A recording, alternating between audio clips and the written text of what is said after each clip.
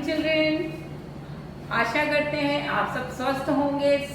अपना असाइनमेंट, अपने सॉल्यूशंस कर रहे हैं, वीडियो मॉड्यूल गो थ्रू कर रहे हैं, अपने स्वास्थ्य का ध्यान रख रहे होंगे, मम्मी पापा को तंग नहीं कर रहे होंगे। इसी आशा के साथ आज हम यहाँ फिर उपस्थित हैं आप लोगों के लिए आपके असाइनमेंट्स के सॉल्यूशन लेकर।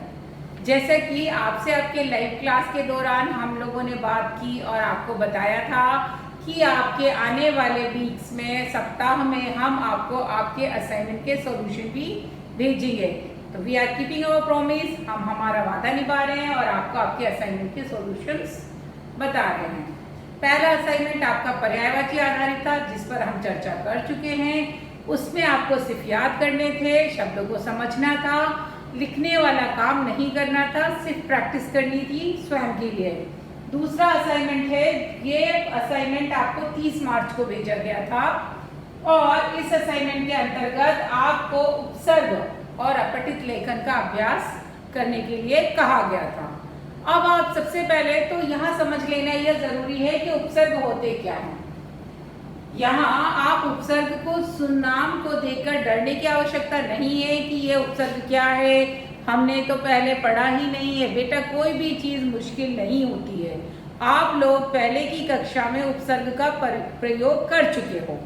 बस फर्क इतना है कि जब आपने इसका प्रयोग किया था तब आप इसके नाम से परिचित नहीं थे। पहले आपको कहा जाता था ना, आ लगाकर विलोम शब्द बनाइए। शिक्षित में आ लगा दो तो अशिक्षित बन जाएगा, सफल में आ लगा दो तो असफल बन जाएगा। तो ये जो आ लगाया पहले शब्द के पूर्व, वो उपसर्ग ही कहलाता है। तो यहाँ पर अब हम उपसर्ग को नाम से जानेंगे। उपसर्ग शब्द के पूर्व जुड़ने वाले शब्दांश, ऐसे शब्दांश जो किसी शब्द के पहले जुड़ते हैं, तो वो उपसर्ग कहलाते हैं। उप यानी पहले, सर्ग यानी जुड़ना, जो शब्द के पहले जुड़ता है पूर्व में, बिफोर, वो उपसर्ग कहलाता है। इंग्लिश में जिसे हम प्रीफिक्स भी कहते हैं। अब यहाँ पर कुछ उन्होंने शब्द दिए थे असाइनमेंट में हमने, और आपसे उनके नए शब्द बनाने को कहा था। जैसे सह, सह में अगर पाठी जोड़ेंगे तो क्या बन जाएगा? सहपाठी। सह शब्द का अर्थ होता है सांप। सह शब्द का अर्थ भी हमने लिख के दिया था आपको। सह का अर्थ होता है सांप। सहपाठी, पाठी यानी पढ़ने वाला, साथ पढ़ने वाला सहपाठी। सह में गान जोड़ा तो क्या बन गया?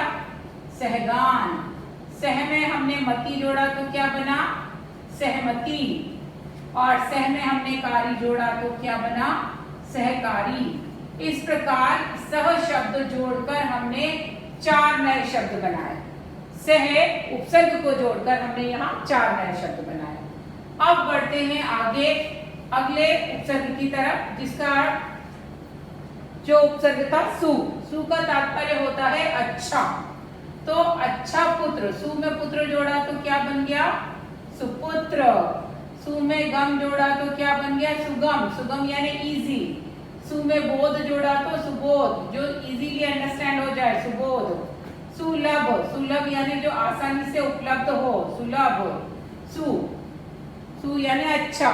ये सब में सु जोड़कर शब्द बनाए। सु उपसर्ग से हमने 4 नए शब्द बनाए।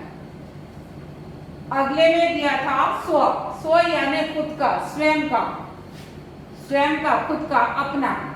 क्या हम कहते हैं ये घर तो मेरा खुद का है, ये गाड़ी तो मेरी खुद की है, यानी मेरी अपनी है, स्वयं की, अपना। तो सो में जब हम तंत्र जोड़ते हैं, सो में हमने जोड़ा तंत्र तो बन गया स्वतंत्र। सो में जब देश जोड़ा तो बना स्वदेश। सो में जब राज्य जोड़ा तो बना स्वराज्य। और सो में जब चालित जोड़ा तो स्वचालित। स्वचालित यानी अपने आप, ऑटोमेटिक चलने वाली। स्वचालित गाड़ियां, आजकल अपने आप ऑटोमेटिक चलने वाली गाड़ियां, मशीनरीज आ रही हैं, अलग अलग इंस्ट्रूमेंट, टूल्स आ रहे हैं जो ऑटोमेटिक होते हैं, तो स्वचालित बोलते हैं उन्हें। इस प्रकार हमने विभिन्न उपसर्गों के प्रयोग से शब्द बनाना सीखे। ये पहला क्वेश्चन था। अब बढ़ते हैं अगले क्वेश्चन की तरफ, जो था हमारा अपठित बोध पर आधारित। अपठित का मतलब होता है ऐसा पैराग्राफ जो आपने पहले पढ़ा ना हो। यहाँ पर आपको एक पैराग्राफ दिया था और उसमें इस प्रकार से लिखा गया था, संत कबीर ने ठीक ही कहा है कि काल करे सो आज कर, आज करे सो अब, क्योंकि समय किसी की प्रतीक्षा नहीं करता। इस प्रकार एक पैराग्राफ दिया गया था और उससे आधारित 4 ऑब्जेक्टिव टाइप आपसे प्रश्न पूछे गए थे, तो हम उनके उत्तरों की चर्चा कर लेते हैं। पहला प्रश्न था, समय किसकी प्रतीक्षा करता है? समय किसकी प्रतीक्षा करता है? समय प्रतीक्षा करता है किसी की, तो यहां पर किसकी प्रतीक्षा करता है, तो आप लिखोगे किसी की नहीं। चौथा उत्तर पे टिक करोगे, किसी की नहीं। दूसरा प्रश्न था, कल की प्रतीक्षा कौन करता है? आलसी, पहला ऑप्शन। दूसरा मूर्ख। तीसरा उपरोक्त दोनों, यानी कि आलसी और मूर्ख दोनों, या इनमें से कोई नहीं। तो तीसरा वाला ऑप्शन करेक्ट है कि उपरोक्त दोनों, यानी कि आलसी भी प्रतीक्षा करते हैं, मूर्ख भी। तो आप आलसी पे टिक नहीं करोगे, मूर्ख पे टिक नहीं करोगे, आप तीसरे वाले पे टिक करोगे जिसमें लिखा हुआ है उपरोक्त दोनों। मूर्ख शब्द का विलोम लिखें, साहसी, बलवान, बुद्धिमान या आलसी। तो यहाँ पर हम बुद्धिमान पे निशान लगाएंगे। चौथा प्रश्न था, समय की परवाह ना करने वाले बाद में पछताते हैं या खुश रहते हैं? क्या करते हैं? खुश होते हैं या पछताते हैं? पछताते हैं। दूसरा वाला ऑप्शन सही है। इसके बाद हमने आपको एक आर्टिकल यानी अनुच्छेद लिखने के लिए दिया था। अनुच्छेद था, समय बहुत मूल्यवान है। समय बहुत मूल्यवान विषय पर एक अनुच्छेद लिखिए, यानी कि आपको एक पैराग्राफ लिखना है किस टॉपिक पर? समय बहुत मूल्यवान है। समय किस प्रकार महत्वपूर्ण है, क्यों जरूरी है, क्यों इसका बचाव करना चाहिए, क्यों बेकार नहीं करना चाहिए, उस पर आपको एक पैराग्राफ लिखना है जो आपको अपने शब्दों में, अपनी भाषा में लिखना है। तो आप लिख सकते हो कि समय बहुत महत्वपूर्ण है, एक बार निकल जाने के बाद, बीत जाने के बाद दोबारा प्राप्त नहीं होता। जो समय की परवाह नहीं करते वो पछताते हैं। हम सबके लिए समय का पालन करना बहुत ज़रूरी है, क्योंकि अगर एक बार वो समय चला जाएगा तो कभी वापस नहीं मिलता है। आपने देखा है, कभी हम रेलवे स्टेशन पे जाते हैं या कहीं बस में बैठने जाते हैं सफ़र करने, लेकिन हम आधा घंटा लेट पहुंचते हैं तो हमारी ट्रेन मिस हो जाती है। स्कूल में परीक्षा हॉल में अगर हम लेट पहुंचते हैं तो हमारा आधा घंटा या 10 मिनट की कीमत हमें बाद में पता चलती है, हमें उत्तर लिखने के लिए समय नहीं मिलता। तो वो समय बहुत कीमती होता है, इसलिए समय को व्यर्थ नहीं करना चाहिए। इस प्रकार आप अपना अनुच्छेद लिख सकते हो।